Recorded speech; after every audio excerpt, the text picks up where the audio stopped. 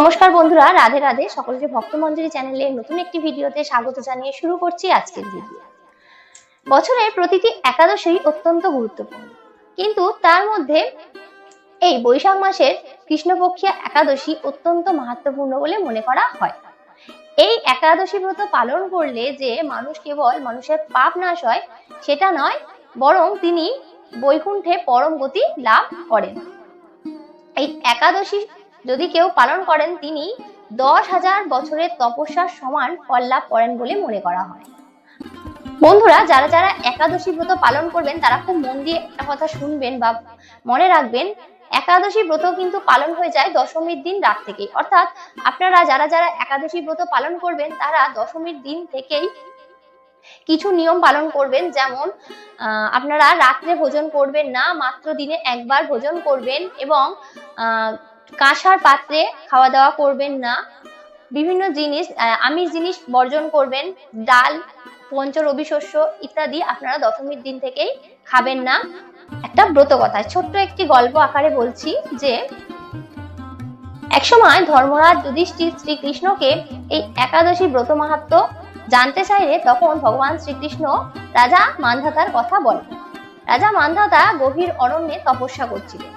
এমন সময় একটা ভল্লুক এসে তার পা কামড়ে ধরে এবং তাকে টানতে টানতে নিয়ে গভীর অরণ্যে চলে যায়। সেই সময় রাজা মান্ধাতা কোনো কিছু না করে শুধুমাত্র শ্রী হরি বা বিষ্ণুর শরণাপন্ন হলেন। এমনকি ভল্লুকটাকে কোনো আঘাতও করলেন না, তার প্রতি কোনো হিংসাও দেখালেন না। এবং সেই সময়ে ভগবান শ্রীহরি আবির্ভূত হলেন এবং রাজা মান্ধাতাকে উদ্ধার করলেন ওই ভল্লুকের হাত থেকে।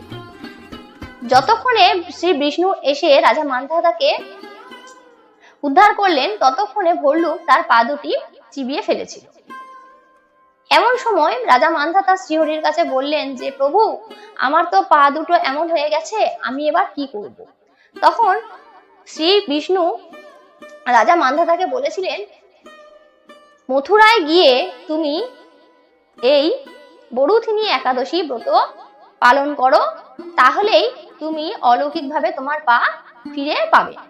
সেই মতো রাজা মান্ধাতা ভক্তি ভরে বৈশাখ মাসের বরুথিনী একাদশী ব্রত পালন করলেন সমস্ত নিয়ম মেনে, এবং অলৌকিকভাবেই ভগবান শ্রীহরির দয়ায় তার দেহ আবার আগের মতো হয়ে গেল। তাহলে বুঝতেই পারছেন যে এই একাদশীর মহিমা কতটা। এই একাদশী ব্রত পালন করলে মানুষ তার সমস্ত কাঙ্ক্ষিত জিনিস পায়